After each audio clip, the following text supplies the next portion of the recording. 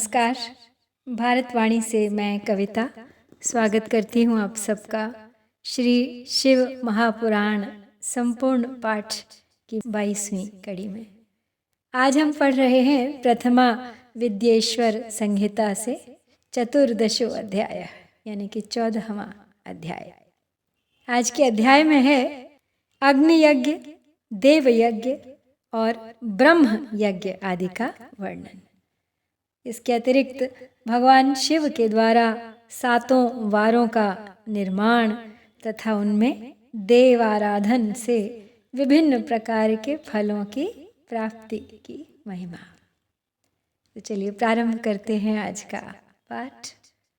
ऋषय ऊचु अग्नियज्ञम देवयज्ञम ब्रह्मयज्ञम तथैव च गुरुपूजां ब्रह्मतृप्तिं क्रमेण ब्रूहि नः प्रभो।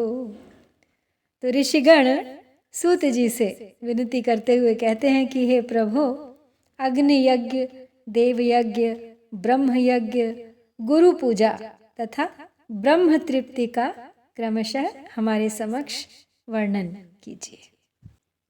सूत उवाच अग्नौ जुहोति यद्द्रव्यम् अग्नियज्ञः स उच्यते ब्रह्मचर्याश्रमस्थानां समिदाधानमेव हि समिदग्नौ व्रताद्यं च विशेषयजनादिकं प्रथमाश्रमिणामेवं यावदौपासनं द्विजाः आत्मन्यारोपिताग्नीनां वनिनां यतीनां द्विजाः हितं च मितमेध्यान्नं स्वकाले भोजनं हुतिः औपासनाग्निसन्धानं समारभ्य सुरक्षितं कुण्डे वाप्यथ भाण्डे वा तदजस्त्रं समीरितम् अग्निमात्मन्यरण्यां वा राजदैववशाद्ध्रुवम् अग्नित्यागभयादुक्तं समारोपितमुच्यते सम्पत्करी तथा ज्ञेया सायमग्न्याहुतिर्द्विजाः आयुष्करीति विज्ञेया प्रातः सूर्याहुतिस्तथा। तो ऋषियों के निवेदन पर सूत जी बोले, हे महर्षियों, गृहस्थ पुरुष अग्नि में सायंकाल और प्रातः काल जो चावल आदि द्रव्य की आहुति देता है उसी को अग्नि यज्ञ कहते हैं। जो ब्रह्मचर्य आश्रम में स्थित हैं उन ब्रह्मचारियों के लिए समिधा का आधान ही अग्नि यज्ञ है। वे समिधा का ही अग्नि में हवन करें।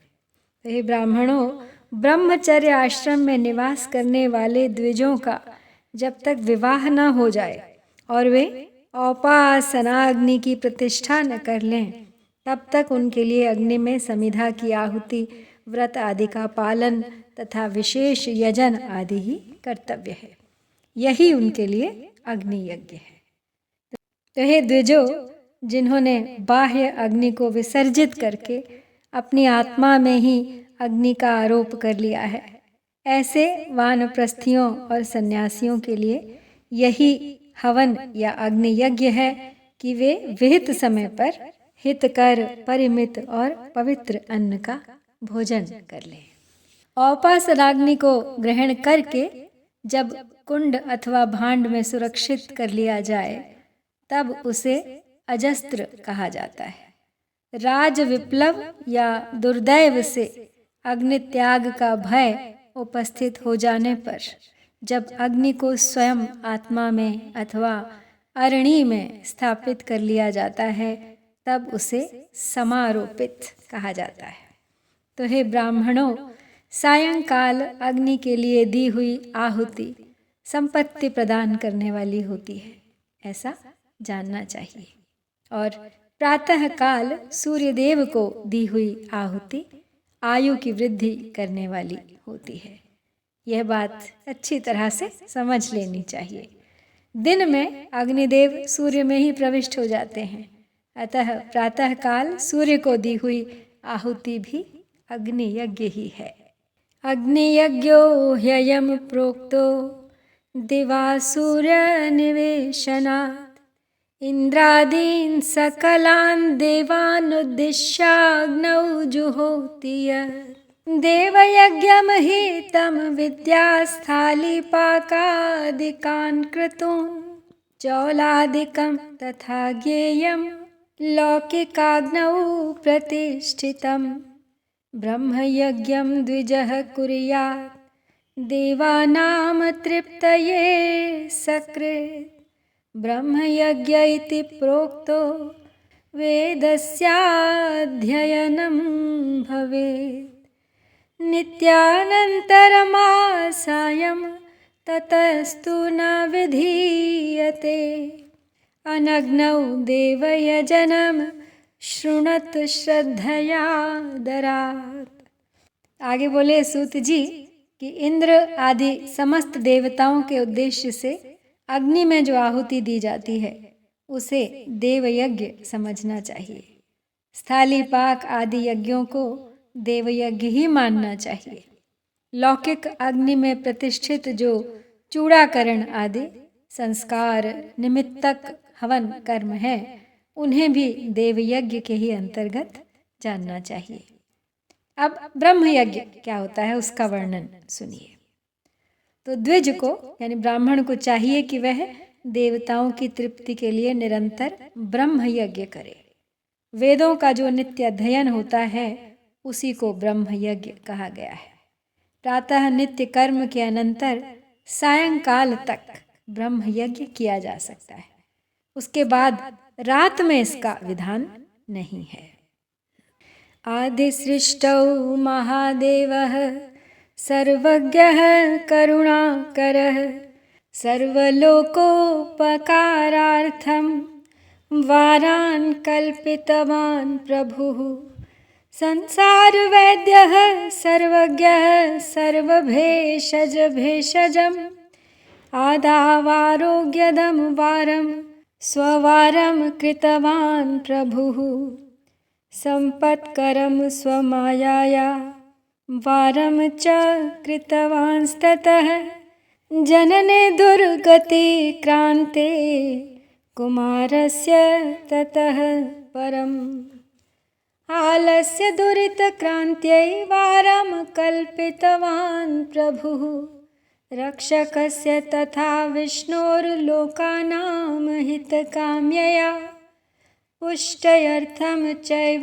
रक्षार्थं वारं कल्पितवान् प्रभुः आयुष्करं ततो वारमायुषां कर्तुरेव हि त्रैलोक्यसृष्टिकर्तुर्हि ब्रह्मणः परमेष्टिनः जगदायुष्य सिद्धयर्थं वारं कल्पितवान् प्रभुः आदौ त्रैलोक्यवृद्ध्यर्थं पुण्यपापे प्रकल्पिते तयोः कर्त्रोस्ततो वारमिन्द्रस्य च यमस्य च भोगप्रदं मृत्युहरं लोकानां च प्रकल्पितम् आदित्यादीन् स्वस्वरूपान् सुख दुःखस्य सूचकान्। आगे बताते हुए यज्ञों का विधान कहते हैं सूत जी कि अग्नि के बिना देव यज्ञ कैसे संपन्न होता है, इसे आप लोग श्रद्धा से आदरपूर्वक सुनिए। सृष्टि के आरंभ में सर्वज्ञ दयालु और सर्वसमर्थ महादेव जी ने समस्त लोकों के उपकार के लिए वारों की कल्पना की। वे भगवान शिव संसार रूपी रोग को दूर करने के लिए वैद्य हैं, सबके ज्ञाता तथा समस्त औषधों के भी औषध हैं। तो उन भगवान ने पहले अपने वार की कल्पना की जो आरोग्य प्रदान करने वाला है। तत्पश्चात उन्होंने अपनी माया शक्ति का वार बनाया जो संपत्ति प्रदान करने वाला है। जन्म काल में दुर्गतिग्रस्त बालक की रक्षा के लिए उन्होंने कुमार के वार की कल्पना की तत्पश्चात सर्वसमर्थ महादेव जी ने आलस्य और पाप की निवृत्ति तथा समस्त लोकों का हित करने की इच्छा से लोक रक्षक भगवान विष्णु का वार बनाया। इसके बाद सबके स्वामी भगवान शिव ने पुष्टि और रक्षा के लिए आयु कर्ता तथा त्रिलोक सृष्टा परमेष्टि ब्रह्मा का आयुष्कारक वार बनाया, जिससे संपूर्ण जगत के आयुष्य की सिद्धि हो सके। इसके बाद तीनों लोकों की वृद्धि के लिए पहले पुण्य पाप की रचना की, तत्पश्चात उनके करने वाले लोकों को शुभाशुभ फल देने के लिए भगवान शिव ने इंद्र और यम के वारों का निर्माण किया। ये दोनों वार क्रमशः भोग देने वाले तथा लोगों के मृत्यु भय को दूर करने वाले हैं। वारेशान कल्पयित्वादौ ज्योतिश्चक्रे प्रतिष्ठितान् स्वस्ववारे हि तेषां तु पूजा स्वस्वफलप्रदा। आरोग्यं सम्पदश्चैव व्याधीनां शान्तिरेव च पुष्टिरायुस्तथा भोगो मृतेर्हानिर्यथा क्रमं। वारक्रमफलं प्राहुर्देव प्रीतिपुरःसरम् अन्येषामपि देवानां पूजायाः फलदः शिवः। देवानां प्रीतये पूजा पञ्चधैव प्रकल्पिता तत्तन्मन्त्रजपो होमो दानं चैव तपस्तथा। स्तण्डिले प्रतिमायां च यज्ञौ ब्राह्मणविग्रहे समराधनमित्येवं षोडशैरुपचारकैः। आगे बताते हैं सूत जी कि इसके बाद सूर्य आदि 7 ग्रहों को, जो अपने ही स्वरूप भूत तथा प्राणियों के लिए सुख दुख के सूचक हैं, भगवान शिव ने इन सब 7 वारों का स्वामी निश्चित कर दिया। वे सब के सब ग्रह नक्षत्रों के ज्योतिर्मय मंडल में प्रतिष्ठित हैं।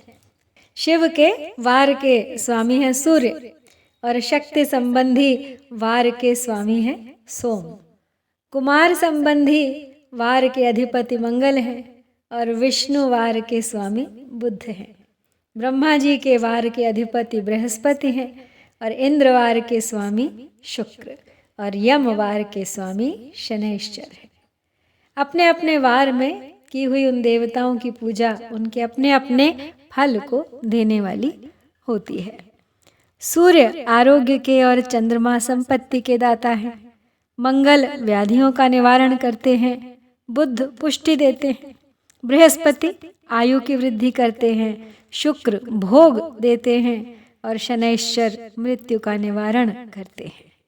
ये 7 वारों के क्रमशः फल बताए गए हैं जो उन उन देवताओं की प्रीति से प्राप्त होते हैं।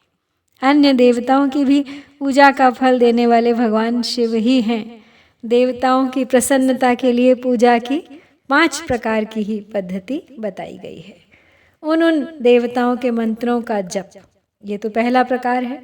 उनके लिए होम करना दूसरा, दान करना तीसरा तथा तप करना चौथा प्रकार है। किसी वेदी पर प्रतिमा में अग्नि अथवा ब्राह्मण के शरीर में आराध्य देवता की भावना करके 16 उपचारों से उनकी पूजा या आराधना करना 5वां प्रकार है।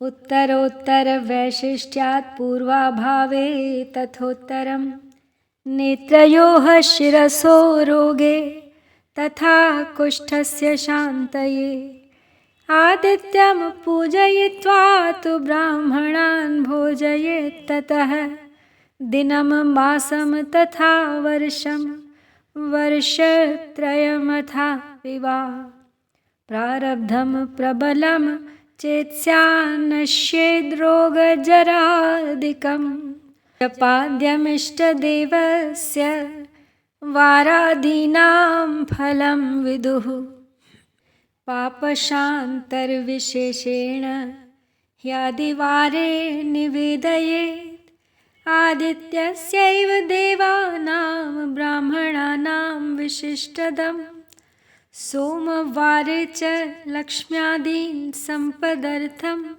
यजेत् बुधः आज्ञानेन तथा विप्रान् सपत्नीकांश्च भोजयेत् काल्यादीन् भौमवारे तु यजेत् रोगप्रशान्तये माशमुद्गाढकान्नेन ब्राह्मणांश्चैव भोजयेत्। पूजा के 5 प्रकारों का वर्णन करते हुए अब आगे बताते हैं सूत जी कि जो 5वीं प्रकार की पूजा है, इसमें पूजा के उत्तरोत्तर आधार श्रेष्ठ हैं। पूर्व के अभाव में उत्तरोत्तर आधार का अवलंबन करना चाहिए। दोनों नेत्रों तथा मस्तक के रोग और कुष्ठ रोग की शांति के लिए भगवान सूर्य की पूजा करके ब्राह्मणों को भोजन कराएं। तदनंतर 1 दिन, 1 मास, 1 वर्ष अथवा 3 वर्ष तक लगातार ऐसा साधन करते रहें। इससे यदि प्रबल प्रारब्ध का निर्माण हो जाए तो रोग एवं जरा आदि का नाश हो जाता है। इष्ट देव के नाम मंत्रों का जप आदि साधन वार आदि के अनुसार फल देते हैं। रविवार को सूर्यदेव के लिए, अन्य देवताओं के लिए तथा ब्राह्मणों के लिए विशिष्ट वस्तु अर्पित करें। यह साधन विशिष्ट फल देने वाला होता है तथा इसके द्वारा विशेष रूप से पापों की शांति होती है। विद्वान पुरुष सोमवार को संपत्ति की प्राप्ति के लिए लक्ष्मी आदि की पूजा करें तथा सपत्नीक ब्राह्मणों को घृत पक्व अन्न का भोजन कराएं। मंगलवार को रोगों की शांति के लिए काली आदि की पूजा करें तथा उड़द, मूंग एवं अरहर की दाल आदि से युक्त अन्न ब्राह्मणों को भोजन कराएं।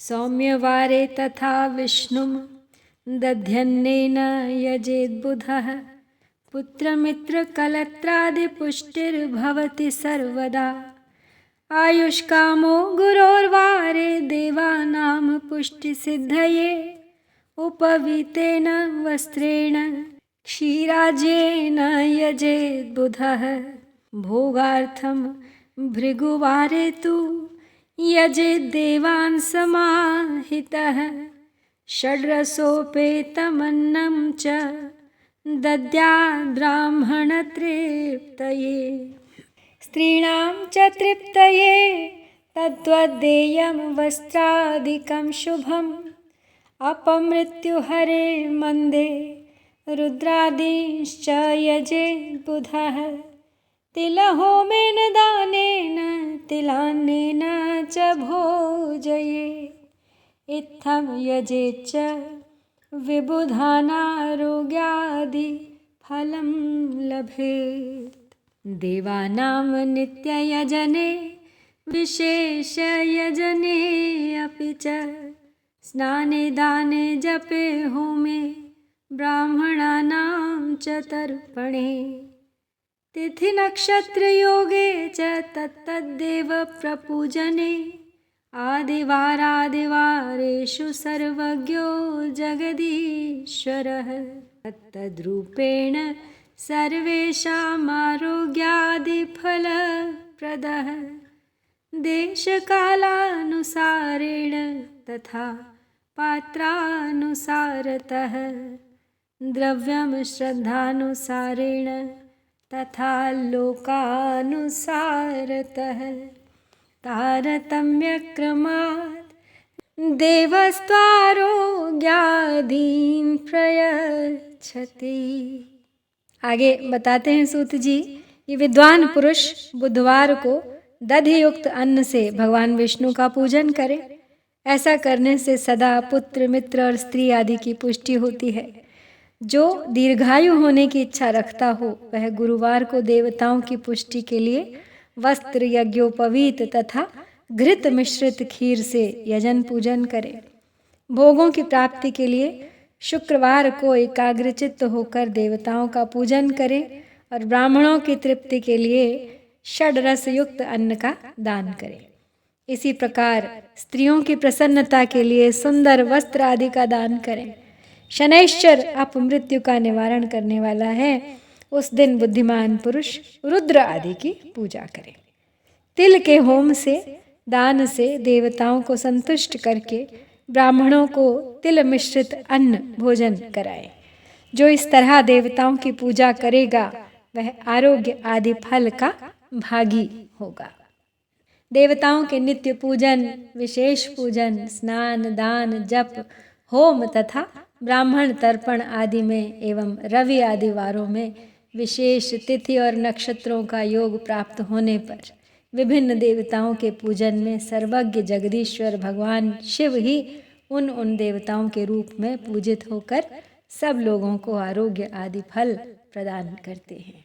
देश काल, पात्र, द्रव्य, श्रद्धा एवं लोक के अनुसार उनके तारतम्य क्रम का ध्यान रखते हुए महादेव जी आराधना करने वाले लोगों को आरोग्य आदि फल प्रदान करते हैं। शुभादाव शुभान्ते च जन्मरक्षेषु गृहे गृही आरोग्यादि समृद्धयर्थमादित्यादीन् गृहाण्यजेत् तस्माद्वै देवयजनं सर्वाभीष्टफलप्रदं समन्त्रकं ब्राह्मणानाम् अन्येषां चैव तान्त्रिकं यथाशक्त्यनुरूपेण कर्तव्यं सर्वदा नरैः सप्तस्वपि च वारेषु नरैः शुभफलेप्सुभिः दरिद्रस्तपसा देवान् यजे दाढयो धनेन हि पुनश्चैवं विधं धर्मं कुरुते श्रद्धया सह पुनश्च भोगान् विविधान् भुक्त्वा भूमौ प्रजायते छायां जलाशयं ब्रह्म प्रतिष्ठां धर्म संचयं सर्वं च वित्तवान् कुर्यात् सदा भोग प्रसिद्धये कालाच्च पुण्यपाकेन ज्ञानसिद्धिः प्रजायते य इमं शृणुते अध्यायं पठते वा नरो द्विजाः श्रवणस्योपकर्ता च देवयज्ञफलं लभेत। आगे बताते हैं सूत जी कि शुभ यानी मांगलिक कर्म के आरंभ में और अशुभ यानी अंत्येष्टि आदि कर्म के अंत में तथा जन्म नक्षत्रों के आने पर गृहस्थ पुरुष अपने घर में आरोग्य आदि की समृद्धि के लिए सूर्य इत्यादि ग्रहों का पूजन करें। इससे सिद्ध है कि देवताओं का यजन संपूर्ण अभीष्ट वस्तुओं को देने वाला होता है। ब्राह्मणों का देवयजन कर्म वैदिक मंत्र के साथ होना चाहिए। यहाँ ब्राह्मण शब्द क्षत्रिय और वैश्य का भी उपलक्षण है। शूद्र आदि दूसरों का देवयज्ञ तांत्रिक विधि से होना चाहिए। शुभ फल की इच्छा रखने वाले मनुष्यों को सातों ही दिन अपनी शक्ति के अनुसार सदा देव पूजन करना चाहिए। निर्धन मनुष्य तपस्या यानी व्रत आदि के कष्ट सहन द्वारा धनी धन के द्वारा देवताओं की आराधना करे। वो बार बार श्रद्धा पूर्वक इस तरह के धर्म का अनुष्ठान करता है और बारंबार पुण्य लोक में नाना प्रकार के फल भोग कर पुनः इस पृथ्वी पर जन्म ग्रहण करता है। धनवान पुरुष सदा भोग सिद्धि के लिए मार्ग में वृक्ष आदि लगाकर लोगों के लिए छाया की व्यवस्था करे, जलाशय, कुएं, बावड़ी, पोखरे बनवाए, वेद शास्त्रों की प्रतिष्ठा के लिए पाठशालाओं का निर्माण करे तथा अन्यान्य प्रकार से भी धर्म का वो संग्रह करता रहे। समय अनुसार पुण्य कर्मों के परिपाक से अंतःकरण शुद्ध होने से ज्ञान की सिद्धि हो जाती है। तो हे द्विजो, जो इस अध्याय को सुनता, पढ़ता अथवा दूसरों को सुनाता है, बताता है, उसे देव यज्ञ का फल प्राप्त होता है। तो इस प्रकार यहाँ पे विभिन्न प्रकार के यज्ञों के वर्णन और उनकी महिमा के साथ ही हम समाप्त करते हैं श्री शिव महापुराण के अंतर्गत प्रथम विद्येश्वर संहिता में अग्नि यज्ञ आदि का वर्णन नामक 14वां अध्याय। इति श्री शिव महापुराणे प्रथमायां विद्येश्वर संहितायां अग्नियज्ञादि वर्णनम नाम 14 अध्यायः। ओम श्री सांब शिवाय नमः।